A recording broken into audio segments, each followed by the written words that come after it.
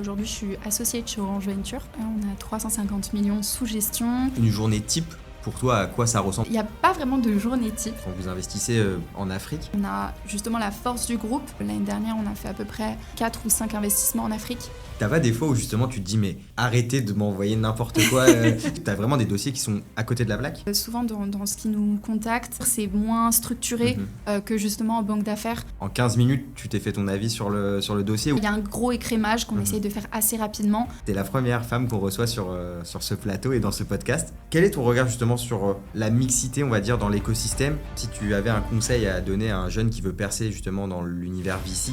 Percer, c'est un grand mot. Mais juste,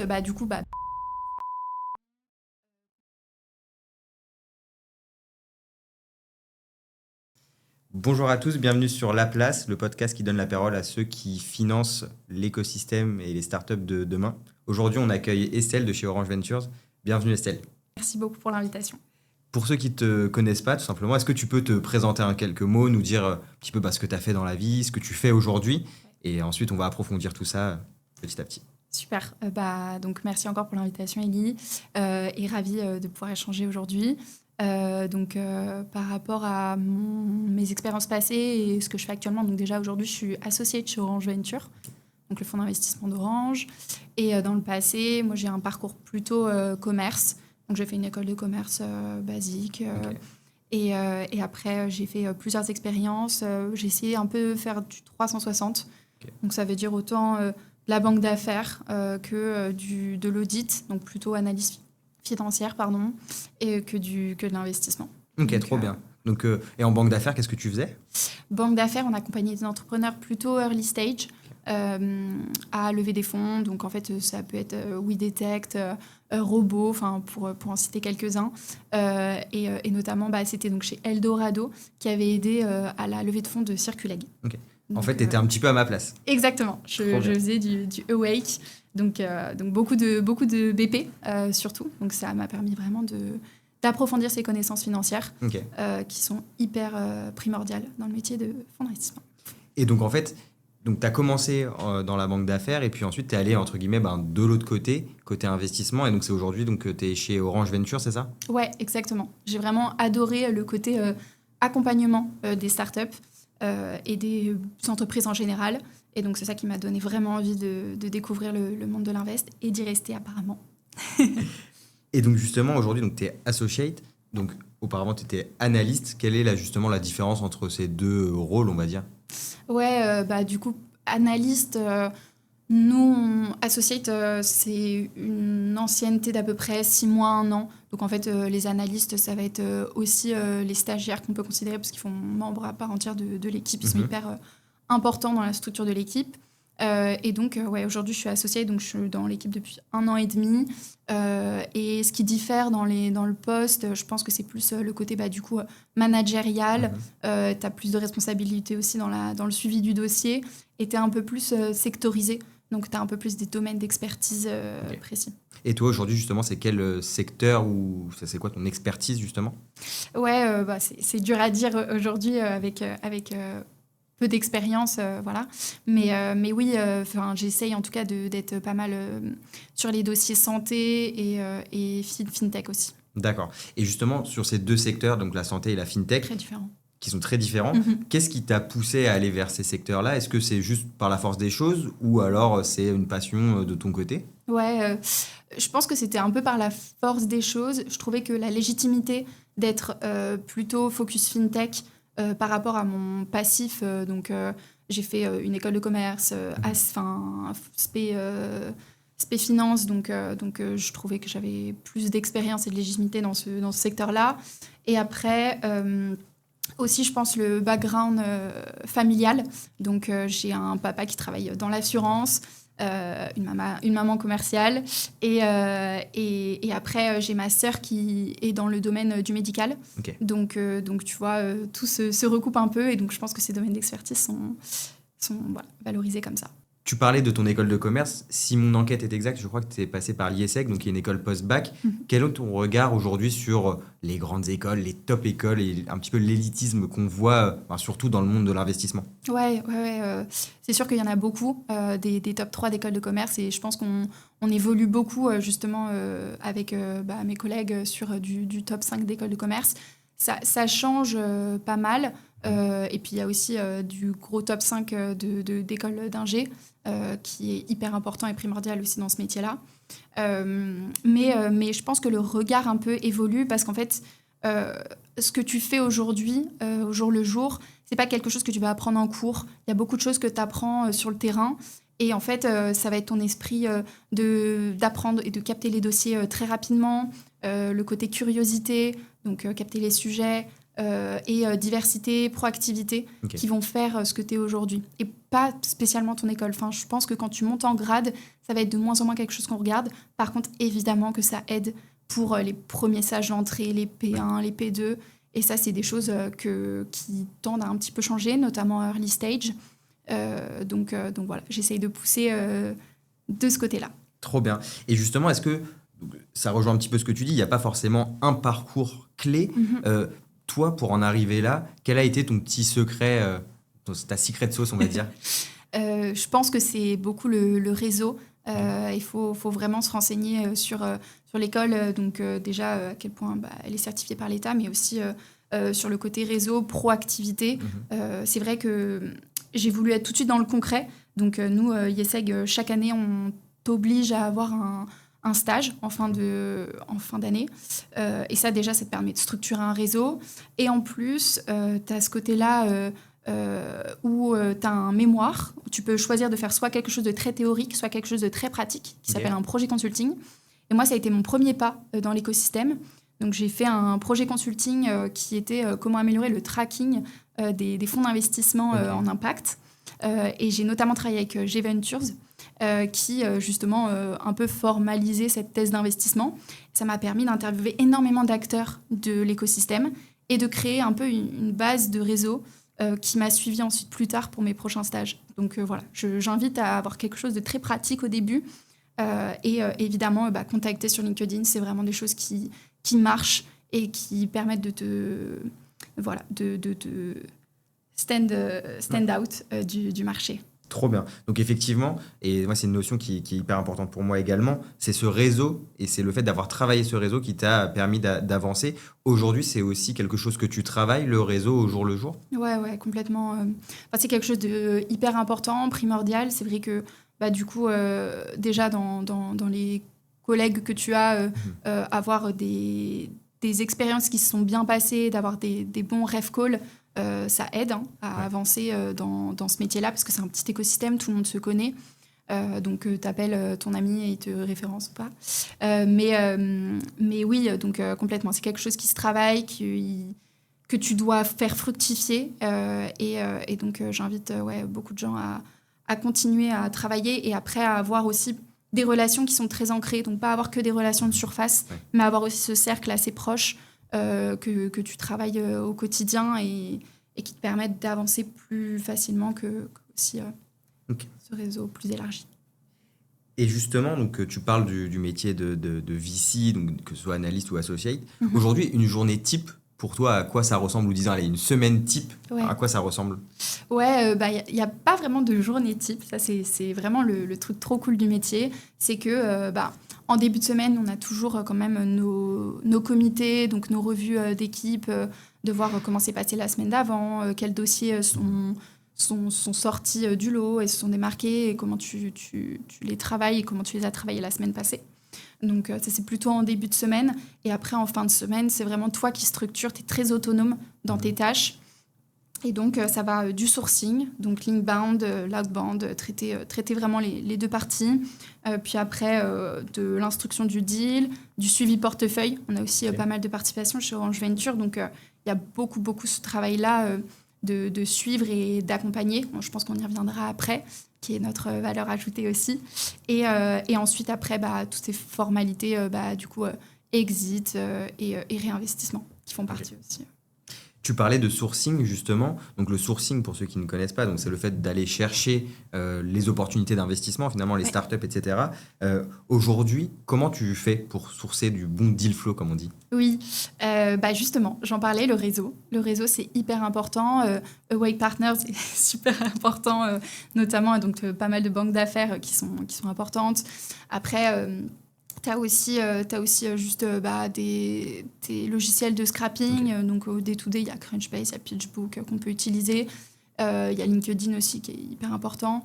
Et après, c'est des mappings, c'est beaucoup de communication juste externe. Et après, il y a tout cette outbound, tout cet inbound, pardon. Donc, les gens qui viennent te contacter en direct, Ouais. donc nous, on a des formulaires sur notre site notamment, et qu'il faut traiter aussi. Ok. Et ça représente combien de personnes, on va dire, qui te contactent par semaine ou de gens qui t'envoient un peu leur projet comme ça? C'est dur à dire, mais je pense qu'on a à peu près une trentaine de projets, un peu plus même, je pense, par semaine de traiter. C'est énorme. Et t'as pas des fois où justement tu te dis, mais juste arrêtez de m'envoyer n'importe quoi. Je sais pas, venez sur notre site internet, lisez ce qu'on fait Ouais. et envoyez-moi. Est-ce que t'as vraiment des dossiers qui sont à côté de la plaque? Ouais, en vrai, souvent. Souvent dans ce qui nous contacte, c'est plus dur, c'est moins structuré Mhm. que justement en banque d'affaires. C'est pour ça que vraiment j'invite les gens à lister vraiment les... on l'a fait, je le faisais aussi, le travail chez Eldorado, mais vraiment lister les entrepreneurs qui sont pertinents, ne pas arroser toute la place désespérément, parce qu'en fait, il y aura la moitié des gens qui vont pas vous répondre et l'autre moitié qui va juste vous snobber, et ça Ouais. va vous griller en fait un peu bêtement pour les prochains rounds potentiellement. Ouais, c'est ça, en fait, c'est mal vu, ça fait un peu ouais, travail bâclé, on va dire, d'envoyer n'importe quoi à n'importe qui, Ouais. ça c'est sûr. Ok, très bien. Donc tu reçois tous les jours pas mal de nouveaux projets. Est-ce que tu saurais me dire combien de temps tu mets à identifier si c'est un bon projet ou un mauvais projet? Quand tu reçois un deck, Ouais. donc là je t'envoie un mail avec une belle introduction, comment tu fais pour savoir si c'est un bon ou un mauvais dossier? Je pense que déjà, ça se structure en quelques étapes, de te dire, OK, en fait, on m'envoie un deck, on regarde premièrement le fit avec la thèse. Nous, ça va être vraiment le premier go-no-go. C'est ce qui va être regardé par l'équipe d'investissement lors des premières étapes d'instruction du dossier. Donc voilà, donc en termes de traction, de croissance, nous, c'est vrai qu'on investit assez peu dans le très early stage. On va davantage se positionner autour de la série A en premier et après jusqu'à la série C. Donc vraiment l'attraction, la croissance qui est hyper importante, mais aussi du coup évidemment le secteur d'activité. Enfin, ça c'est avec les premiers tests de screening. Et puis on va se renseigner aussi sur l'équipe, parce que l'équipe reste hyper importante et primordiale. Au-delà de l'école, on va aussi regarder toutes les expériences qui ont pu être faites préalables. Et puis aussi si on a des bons ref calls du marché. Ok. Parfois aussi c'est ça qui va aider dans l'instruction ou pas. Et puis après, on a aussi toute la chance d'avoir un réseau interne de ref call potentiels, de tous les secteurs dans lesquels Orange est présent. Et ça nous aide aussi à l'instruction énormément, d'avoir cette légitimité de connaître très bien certains marchés avec des experts métiers qui peuvent nous appuyer aussi. Et justement, quand tu reçois un deck, par exemple dans du software, Ouais. ce qui rentre dans votre thèse, Mhm. est-ce que ça t'arrive justement, tu reçois le deck et tu te dis, ah bah attends, je vais aller tester le logiciel ou tester le software? Ouais, complètement. Complètement. La première chose, le réflexe, je pense, c'est d'aller sur le site déjà, voir aussi, malheureusement aussi, comment il est construit, tu vois, à quel point c'est abouti, à quel point le funnel d'acquisition, tu vois, est assez simple et intuitif pour quelqu'un qui serait intéressé par la solution. Donc oui, complètement, tu le testes et au contraire, je pense qu'il y a beaucoup d'entrepreneurs qui envoient des tests gratuits pour justement Qu'on fasse joujou un petit peu Exactement. avec. Et donc ça, en 15 minutes, tu t'es fait ton avis sur le dossier ou non, il faut quand même plus de temps que ça? C'est dur, mais c'est vrai qu'il y a une grosse partie, il y a un gros écrémage qu'on essaye de faire assez rapidement. Après, en 15 minutes, tu peux pas te dire si vraiment le dossier ira jusqu'au bout. Il y a quand même une grosse instruction. Nous, nos instructions prennent environ un mois et demi. Donc il y a quand même un gros travail de due deal derrière. Et toi, justement, ton rôle, c'est d'accompagner la startup et donc le projet, on va dire, à chaque étape. Donc peut-être que tu pourrais aussi nous expliquer les étapes juste après. Mais donc c'est vraiment d'accompagner main dans la main et de prendre le projet dans lequel toi tu vas croire et d'essayer de l'amener le plus loin possible, c'est ça? Ouais, exactement. Ouais, franchement, le but, c'est vraiment d'avoir un maximum de conviction toi déjà, avant de le présenter à l'équipe et avant de le vendre, parce qu'en fait, c'est quelque chose que ouais, tu dois montrer quand même les choses positives du dossier, les choses qui sont un peu des axes d'amélioration et surtout comment améliorer et si c'est possible. Parce qu'en fait, sinon, ça se transforme en red flag et du coup, là, ça va être plus écrémé du coup. Mais oui, complètement. En fait, le but, c'est de suivre la start-up, de trouver vraiment les points d'attention et de les creuser jusqu'au bout et de les montrer à l'équipe pour que justement ils se disent bon, ok, est-ce que vraiment ça, on pourra aller au-delà ou est-ce que c'est pas possible? Ok. Donc toi, ton rôle, il est vraiment clé, puisqu'au final, tu t'appropries le dossier et ensuite, tu vas le repitcher à tout le monde. Donc si toi, effectivement, tu n'as pas une bonne conviction, une bonne compréhension du dossier, ça devient compliqué. Et justement, on en parlait. C'est vrai qu'on a souvent des entrepreneurs qui ont envie de, on va dire, bypasser les associates ou les analystes en se disant ouais non, je vais aller directement parler aux partners, mais en fait ça marche pas. Ouais, complètement. Complètement, mais après c'est sûr que c'est légitime de leur part souvent, donc on le mentionnait, mais c'est des entrepreneurs qui ont énormément d'expérience, qui ont un passé hyper riche, et en fait de se confronter à des gens qui ont la moitié de leur âge ou un tiers, c'est dur de se prendre un refus alors qu'ils n'ont pas vu potentiellement un partenaire qu'ils trouvent et qu'ils estiment beaucoup plus légitime, ce qui est normal. Mais c'est aussi notre rôle de gérer les refus. Nous, on répond à tout le monde et de donner quand même des pistes de réflexion et des pistes d'amélioration et potentiellement aussi des connexions réseau. Quand on peut, on essaye de relancer vers des acteurs plus pertinents qui pourraient les aider plus que nous. Okay. Merci beaucoup. On reparlera de toute cette partie VC, etc. juste après. J'avais une question un peu plus perso. On va dire, nous... Chez Awake, on est très sport. Avec Mathieu, on a fait beaucoup de football ensemble. Et jusque-là, on a reçu exclusivement des footeux. Toujours d'après mon enquête, je sais que tu as fait du volley. Ouais. Est-ce que ton côté sportif a pu t'aider et tu retrouves des liens entre le sport, donc le volley, et ton travail d'investisseur? Oui, complètement. Oui, c'est vrai. J'ai fait un peu de volley. Déjà, je pense que l'esprit d'équipe primordial dans une équipe d'investissement. On va ensemble vers un but commun qui est rendre l'argent et au-delà.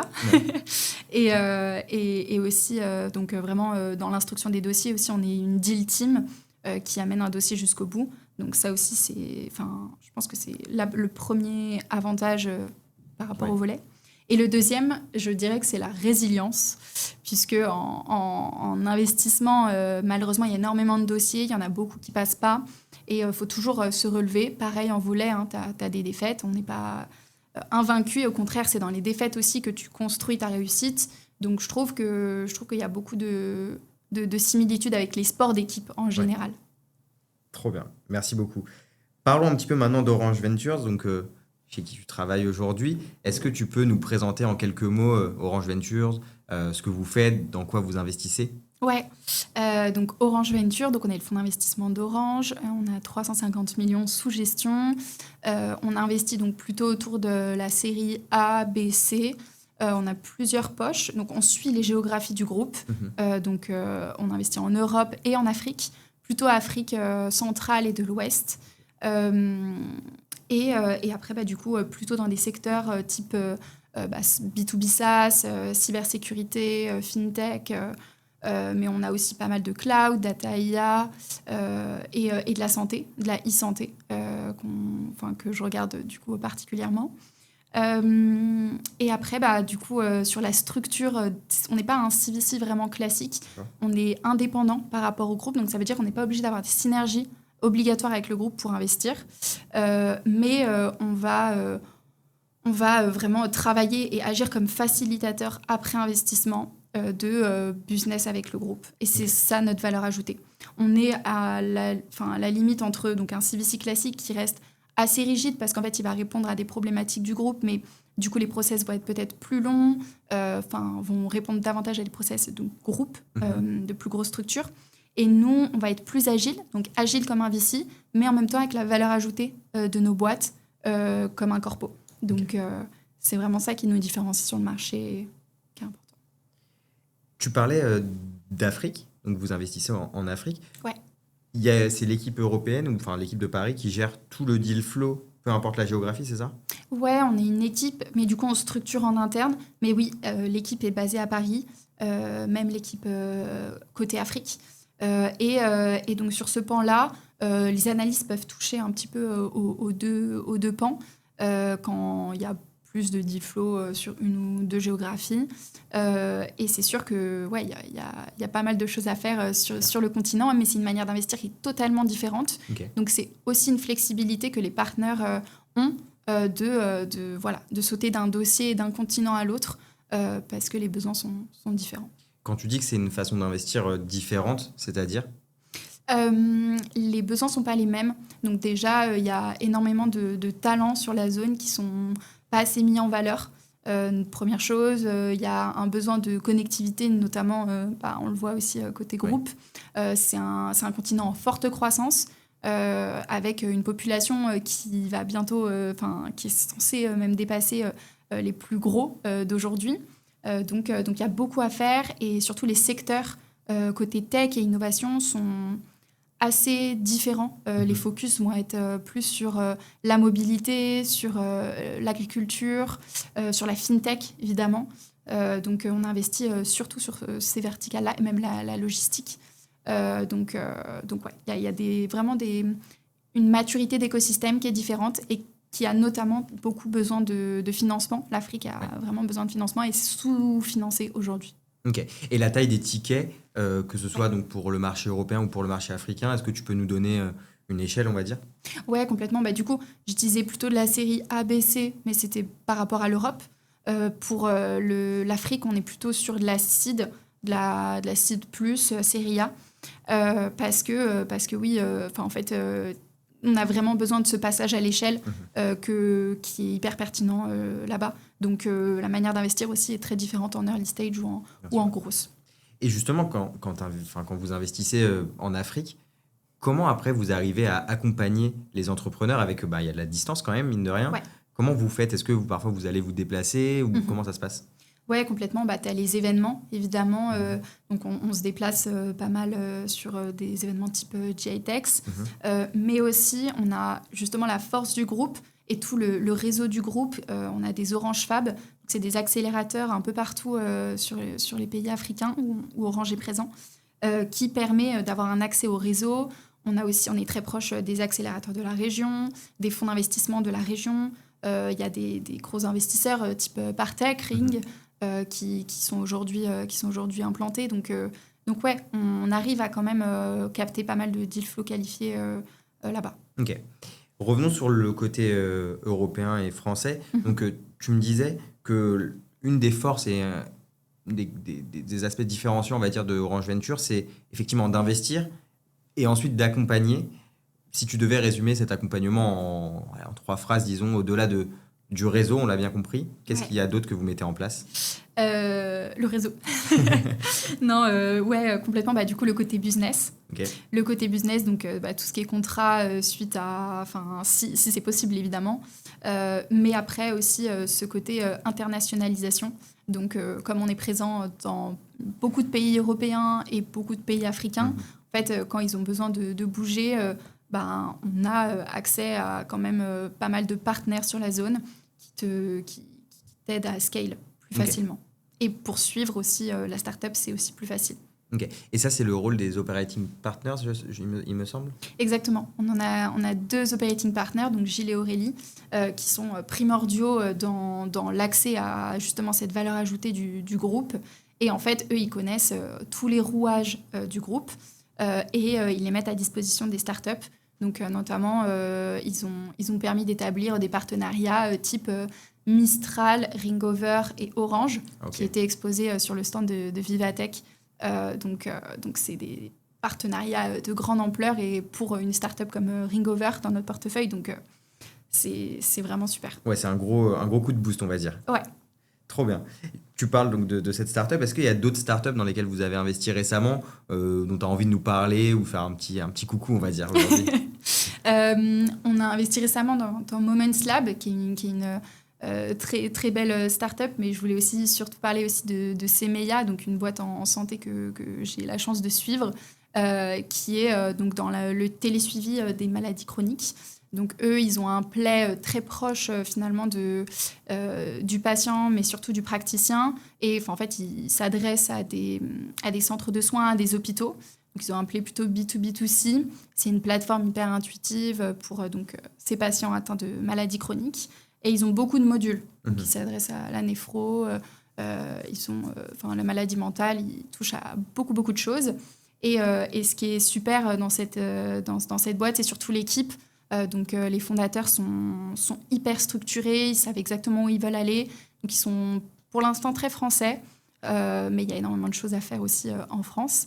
Mais voilà, ils connaissent les rouages, les contraintes réglementaires et tout ce qui est lié à le secteur du médical.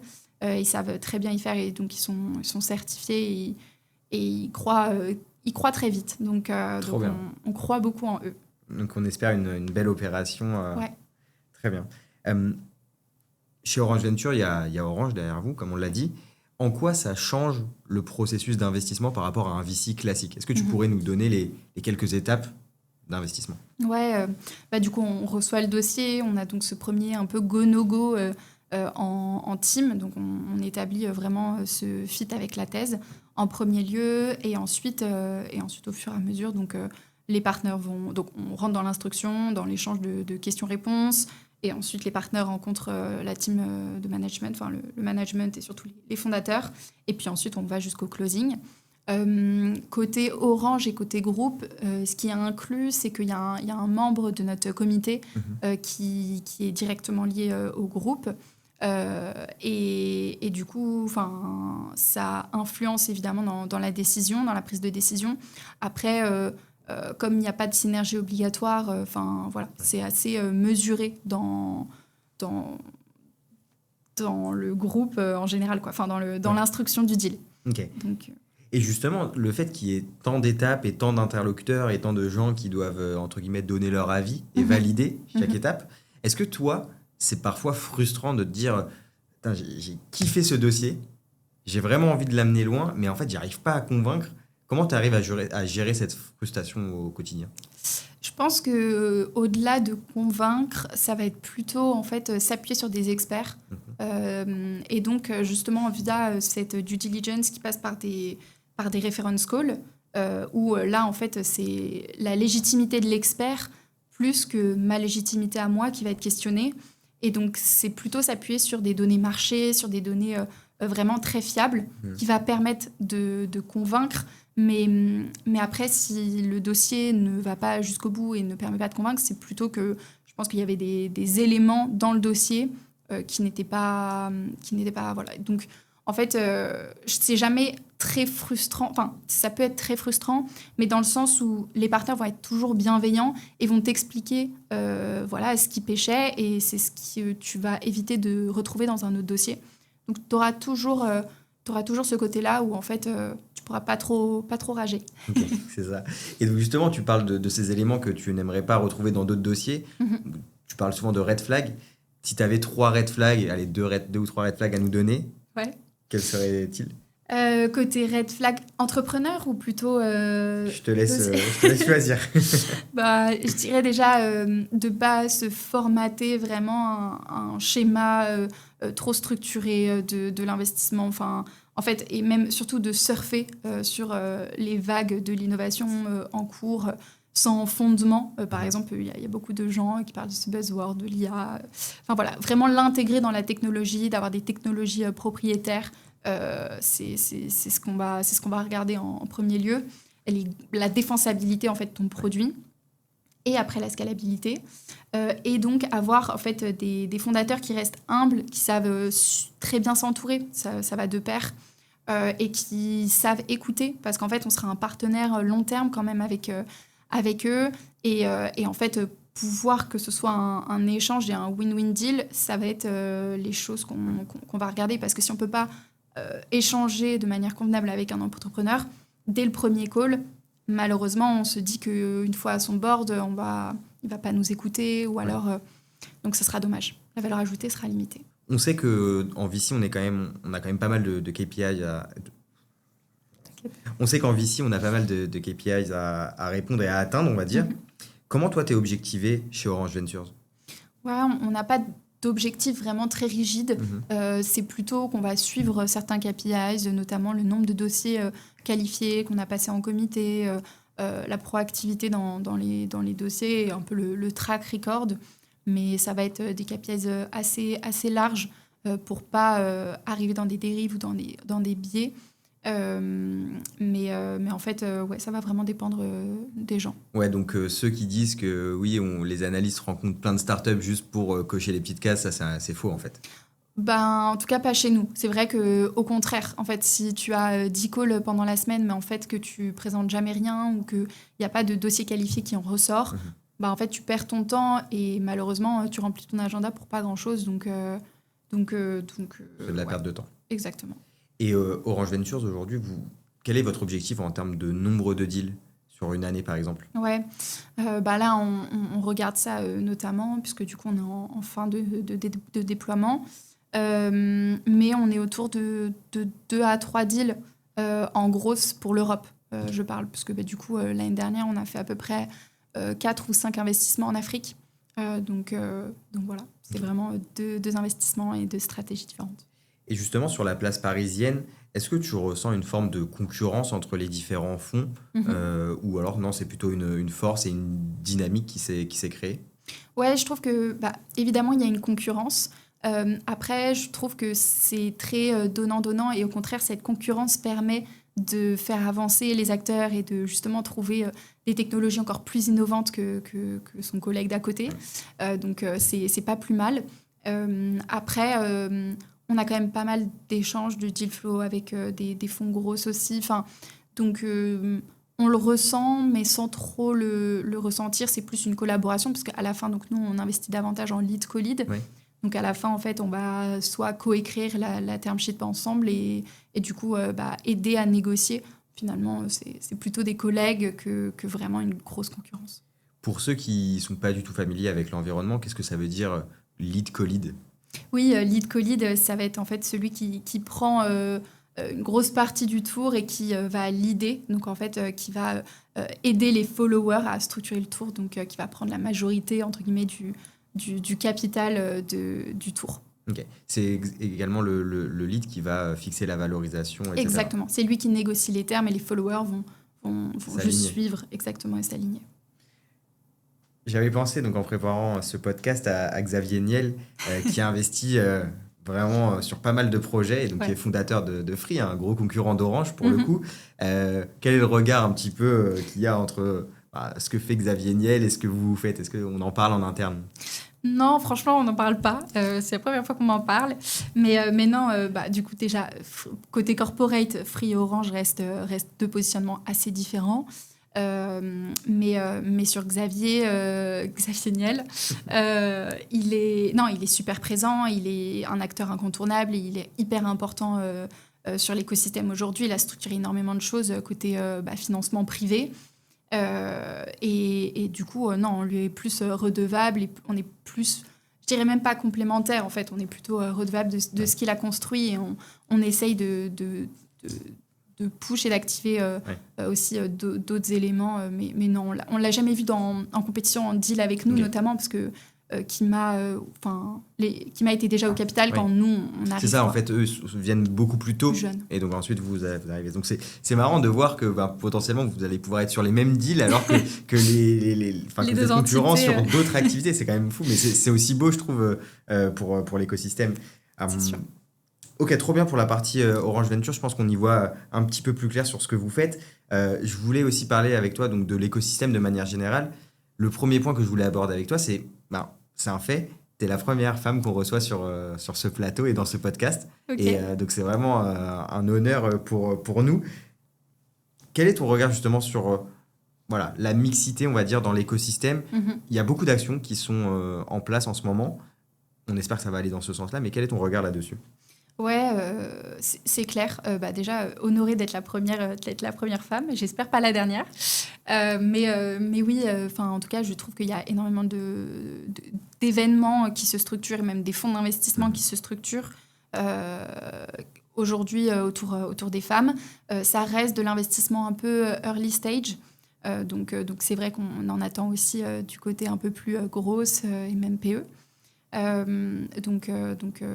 Voilà, on attend. Mais sur côté événements et acteurs de l'écosystème, c'est vrai que si on se limite quand même aux investissements qui sont cofondés ou fondés qu'avec des femmes, malheureusement, on se coupe une grosse partie du deal flow. Et donc, nous, c'est un choix qu'on a décidé de ne pas faire, surtout en investissant en gros, s'il y a moins de deals qui sont dispo et qualifiés. Donc, ouais. Le problème est peut-être en fait en amont, qu'il y ait toujours plus de femmes entrepreneurs. Et en fait, le moment venu, ça sera logique d'investir. En fait, ce ne sera pas un critère. Exactement. Juste parce qu'il y aura plus de volume. C'est sûr qu'aujourd'hui, dans les startups, dans les fondateurs de startups, c'est vrai qu'il y a une grosse majorité d'hommes. Donc, il faut faire ce travail pour démocratiser en fait tout ça. Et toi, en tant que femme dans l'écosystème, est-ce que c'est dur d'être une femme aujourd'hui dans l'écosystème VC ou pas ?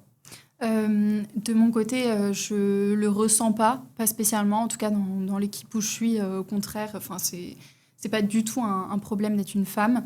Et je trouve que quand même, il y a une dynamique il y a encore beaucoup de choses à faire, mais même dans les événements, ça va être plus par contre dans les postes un peu plus avancés, type partner, où en fait les choses doivent se structurer. Et en fait, naturellement, les choses vont bouger, je pense, puisqu'il y a eu quand même cette grosse vague de changements qui nécessite à être encore renforcée. Mais non, après, je trouve que dans l'investissement, c'est bien quand ça ne devient pas à critère. Nous, c'est quelque chose qu'on va suivre.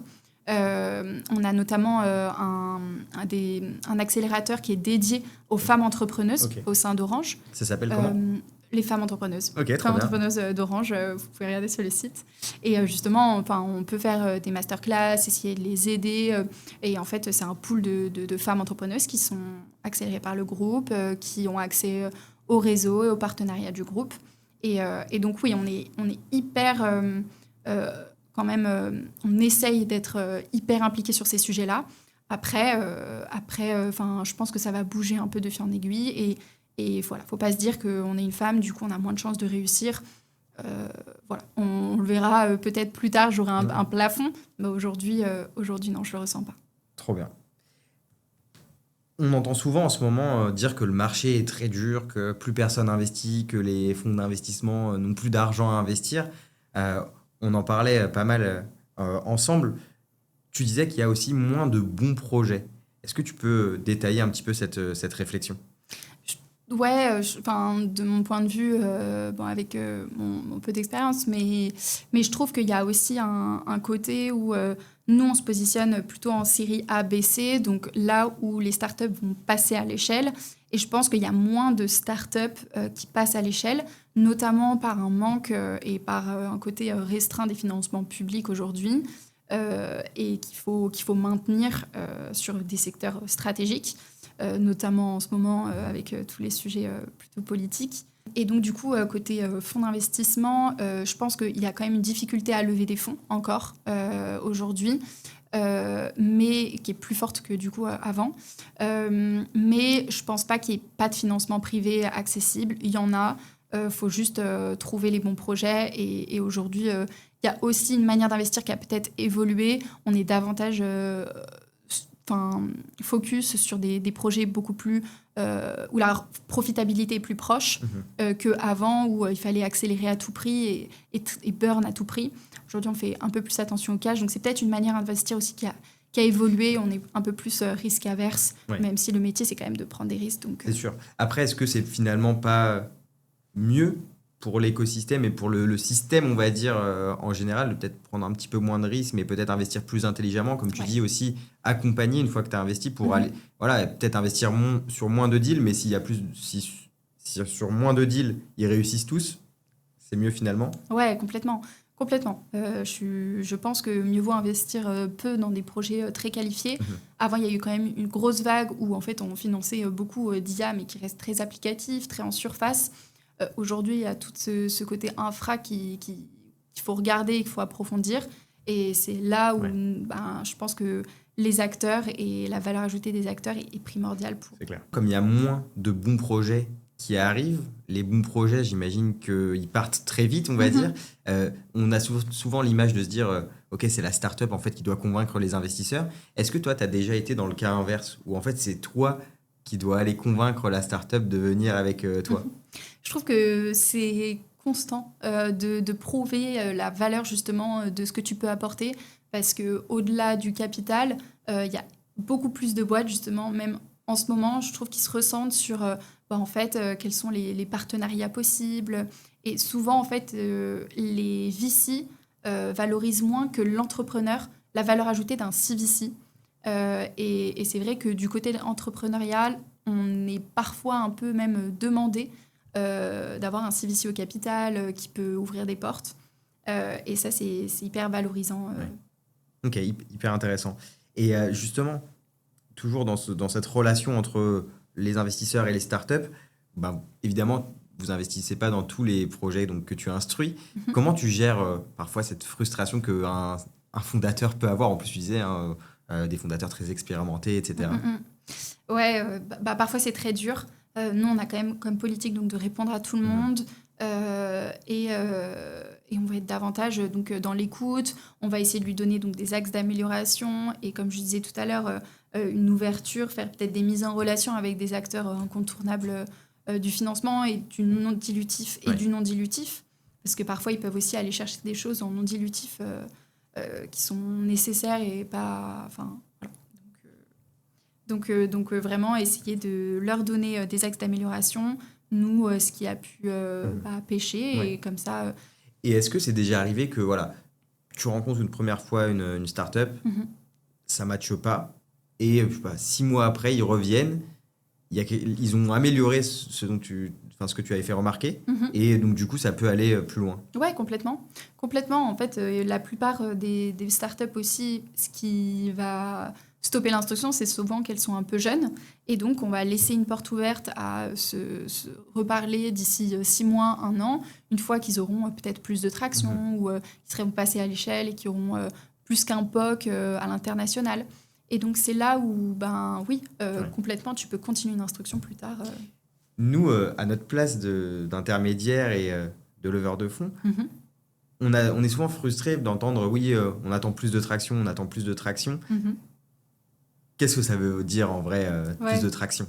Oui, complètement. Je pense qu'il y a un petit peu des seuils qu'on se fixe dans les critères d'investissement et même de la thèse. Chacun a un peu sa définition de la série A, de la série B, de la série C. C'est vrai qu'harmoniser tout ça, ça serait plutôt bien, même pour les leveurs. Après, en fait, l'attraction, c'est surtout en termes de revenus récurrents et surtout de croissance. On va beaucoup regarder. On aime bien aussi regarder la Rule of 40. C'est justement ce que je te disais. Donc, ce côté... savoir à quel point ils peuvent burner versus la croissance. Avant, on attendait une croissance énorme et du coup un burn énorme. Aujourd'hui, la Rule of 40, on attend qu'elle soit plus stabilisée et moins dans des extrêmes. Oui, ok. Donc tu préfères peut-être moins d'ambition, mais plus certaine, on va dire, que trop d'ambition, mais... beaucoup d'ambition, parce que quand même, il faut pas mal d'ambition. Mais c'est sûr, en fait, on préfère des scénarios moins bullish et des choses en fait, où on va vraiment pouvoir suivre le BP plus tard, quoi. Projection. Tu dois voir donc, beaucoup de projets par semaine, tu en vois beaucoup par semaine. Est-ce que tu as déjà eu des pitchs improbables, on va dire, qui t'ont marqué? J'ai jamais eu de pitch improbable. Mais après, en fait, c'est ce qu'on mentionnait, c'est des fondateurs juste soit qui ont un ego un peu trop élevé, alors qu'ils sortent d'école de commerce, par exemple, qui n'ont pas encore fait grand-chose. Je suis la première à... Voilà.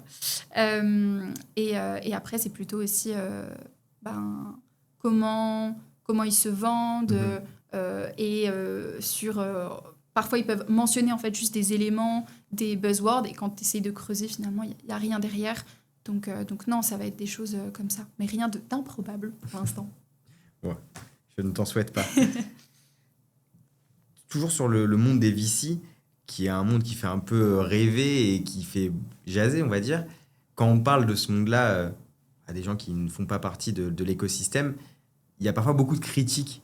On parle parfois de bullshit, enfin, voilà, il y a beaucoup de mots qui fusent. Quand toi, t'en parles autour de toi à des gens qui n'y connaissent rien, quel est le regard que les gens portent sur toi? Je pense que c'est assez abstrait parce que financement de l'innovation, d'accord, c'est-à-dire de la technologie, ok, mais encore. Enfin, donc je pense que c'est assez abstrait pour les gens. Après, faut ramener quelque chose de très concret, c'est-à-dire rencontrer des tas de projets qui sont hyper différents, qui te permettent d'apprendre énormément, de découvrir des nouveaux marchés qui n'existent pas. Parfois, c'est d'où le côté abstrait. En plus late stage et en grosse, du coup, c'est un peu plus concret parce que les choses sont déjà formées et donc tu as davantage. Voilà, tu parles à des entrepreneurs, tu découvres des marchés, tu montres qu'il y a de l'attraction. Donc, c'est ça qui pêche. Et donc, je peux comprendre que ce soit assez abstrait. Après, voilà, on finance l'innovation. Oui, après, il y a aussi cette image des gens, que les gens peuvent avoir cette image de dire, oui, en fait, c'est des gens qui investissent des millions un peu partout, voilà, au hasard. Mais en fait, non, pas du tout. Il y a vraiment une stratégie quand même derrière. Ouais, complètement. C'est très structuré. C'est hyper structuré, en fait. Même quand tu es dans un VC classique, tu as l'obligation des LP, tu as une période d'investissement, il faut que tu déploies tant, parce que sinon, tu peux te faire un peu... taper sur les doigts. Exactement. Ok, merci Estelle pour toutes ces réponses. Pour conclure cet épisode, je voudrais te poser quelques questions, notamment sur les objectifs d'ici la fin de l'année donc de Orange Ventures. Est-ce que tu peux nous en dire plus? Ouais, du coup, comme je le disais, donc nous, on continue à vraiment investir dans des secteurs stratégiques qui sont assez aussi des secteurs souverains. Enfin, on essaye vraiment d'être très centré Europe. Europe et Afrique toujours, hein, mais comme je suis plus dans l'équipe Europe, je parle en mon nom. Et après, donc, les secteurs stratégiques qui sont la cybersécurité, le cloud, l'IA, des choses très concrètes. Et après, je pense qu'on a un travail, et on travaille actuellement dessus, sur la communication, la visibilité aussi du CVC par rapport au corporate. Donc ouais, on a encore beaucoup de choses à faire. Et c'est un peu nos prios. Donc, garantir cette visibilité, continuer à créer du business, des synergies avec le groupe, avec surtout les boîtes qu'on accompagne, qu'elles puissent grossir et voilà, et que tout le monde y trouve son compte. Trop bien. Et toi, si on se projette un peu, où est-ce que tu te vois, disons, dans 5 ans? Est-ce que tu t'imagines peut-être de l'autre côté de la table, on va dire? Ouais, j'y ai pensé, mais pour l'instant, c'est pas quelque chose que j'envisage réellement. Déjà, il faut s'entourer, il faut une équipe complémentaire. Je pense pas du tout avoir toutes les compétences nécessaires pour lancer un projet pareil. Je pense qu'il y a énormément de choses à apprendre avant. Ce métier, il permet ça aussi. Et j'adore aussi le côté curieux. Tous les soirs, en fait, tu rentres chez toi, tu as appris des choses. Et surtout... changer d'un sujet à un autre, être très flexible, être polyvalent. Tu es multicasquette, tu fais plein de tâches différentes. C'est ça qui me plaît. Je pense que projet entrepreneurial aussi, tu es très polyvalent et tu fais pas mal de choses. Mais je trouve que tu l'as aussi un petit peu en fond. Et c'est ce qui me plaît, c'est ce qui m'a fait rester, accompagner des projets aussi différents. Même en tant que lever, toi, tu dois très bien le voir. C'est clair, au final, on a un petit peu le même quotidien, de voir pas mal de startups, etc. Très bien. Et enfin, pour conclure, si tu avais un conseil à donner à un jeune qui veut percer justement dans l'univers VC, quel serait ce conseil? Ouais, percer, c'est un grand mot. Mais juste, du coup, bien travailler ce réseau en amont, continuer, être très résilient. Donc, sans nom, un oui suffit pour que tu aies ton stage et que tu puisses... commencer dans l'écosystème et après toujours être à l'écoute, être curieux, se montrer proactif, force de proposition. Je pense que c'est des choses, capter les sujets rapidement, c'est vraiment des valeurs qui sont hyper importantes dans le milieu. Trop bien. J'espère que ce conseil va résonner et qu'on va avoir des futurs talents qui vont naître. Merci beaucoup Estelle pour être venue sur le podcast La Place. On était ravis de t'accueillir et j'espère qu'on va continuer de collaborer. Et merci beaucoup pour toutes tes réponses, c'était hyper intéressant. Merci à toi. Merci beaucoup. À bientôt. Au revoir. Au revoir.